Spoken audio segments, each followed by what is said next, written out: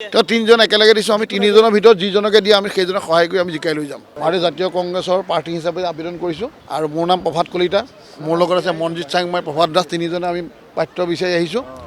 মই আপোনাৰ 2001 চনৰ পৰা 6 চনলৈ জিলা পৰিষদৰ সদস্য আছিলোঁ দ্বিতীয়বাৰ জিলা পৰিষদৰ সদস্য নিৰ্বাচিত হৈছোঁ মই 2001 চনৰ পৰা বৰ্তমানলৈকে তিয়ক সমষ্টিত কাম কৰি আছোঁ বৰ্তমান উন্নয়ন পৰিষদৰ অধ্যক্ষ হিচাপে মই ৰাজ্যৰ সেৱা কৰি আছোঁ যোৱা গত সময়ত তিয়ক সমষ্টি যিগৰাকী বিধায়িকা আছিলে ৰেণুকুমাৰ ৰাজখোৱা বাইদেউ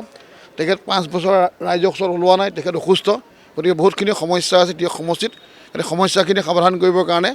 কংগ্ৰেছ দলৰ প্ৰাৰ্থী হিচাপে আমি কাম কৰিবলৈ আগবাঢ়ি আহিছোঁ আশা কৰোঁ দলে যদি প্ৰাৰ্থিত্ব দিয়ে তেতিয়া নিশ্চয় আমি সমষ্টিৰ পৰা আমি জয়ী হৈ আহিম আমাৰ প্ৰাৰ্থী কেন্দ্ৰিক নহয় আমি তিনিজনৰ ভিতৰত যাকে দি আমি তাকে ওতঃপ্ৰোতভাৱে আমি সহায় কৰিম মোৰ নাম প্ৰভাত কুমাৰ দাস মই 1980 এজন কলিতা প্ৰভাত কলিতা এজন প্ৰভাত কুমাৰ দাস আমি দুজন আমাৰ হেৰি একেটাই মই 1988 চনৰ পৰা কংগ্ৰেছ দলৰ কাম কৰি আছোঁ আৰু বিভিন্ন NGO আৰু ছ'চিয়েল সামাজিক অনুষ্ঠান বিশেষকৈ অনুসূচিত জাতি যিখিনি চাৰ্টিফিকেট দিয়া হয় তাত মোৰ যোৰহাটত মই চহী কৰাৰ পিছতে উপায়ুক্ত কাৰ্যালয়লৈ যায় আৰু তিয়ক সমষ্টিৰ বিভিন্ন জেগাত অনুসূচিত জাতিৰ লোকে ভৰপূৰ আছে আৰু তাত গৰিষ্ঠ সংখ্যক অনুসূচিত জাতিৰ লোক তেওঁলোকৰ মাজত মোৰ প্ৰভাৱ আছে আৰু আমি গোটেইকেইজনে এটাই কথা আমাৰ উদ্দেশ্য আমাৰ তিনিজনক যাকে দিয়ে আমি তেওঁকে ওতঃপ্ৰোতভাৱে সহায় কৰি যাম তিয়ক সমষ্টিৰ পৰা প্ৰাৰ্থিত্ব বিচাৰিছোঁ মই মনজিৎ চাংমাই মই 91 চনৰ পৰা কংগ্ৰেছৰ লগত জড়িত মই যোৰহাট জিলা কংগ্ৰেছৰ সাধাৰণ সম্পাদক আছিলোঁ মই ঢেকৰগাঁও ব্লক কংগ্ৰেছৰ 10 বছৰ সভাপতি আছিলোঁ মই ইউথ কংগ্ৰেছ কৰি আহিছোঁ উপসভাপতি আছিলোঁ এটা সময়ত মই ইউথ কংগ্ৰেছ কমিটিৰ বৰ্তমান মই যোৰহাট জিলা কংগ্ৰেছৰ উপসভাপতি মই দীঘলীয়া কালত যথেষ্ট কংগ্ৰেছ কৰাৰ উপৰি ৰাজহুৱা কামৰ লগত মই জড়িত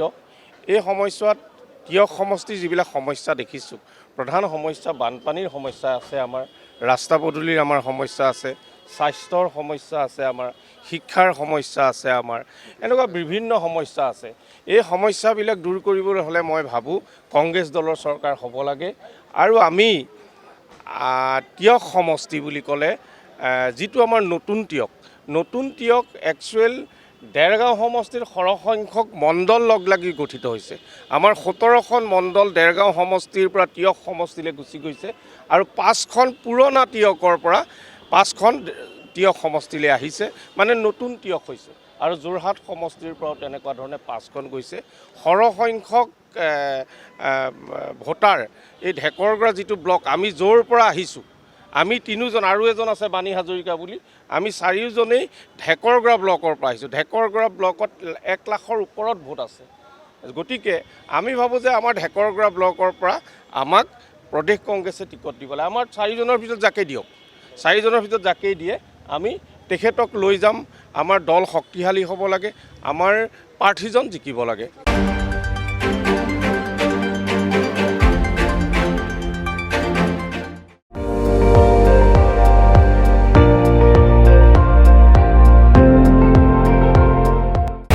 আপুনি চাই আছে ND24 সৰ্বশ্ৰেষ্ঠ নহয় সৰ্বোত্তমৰ দৌৰত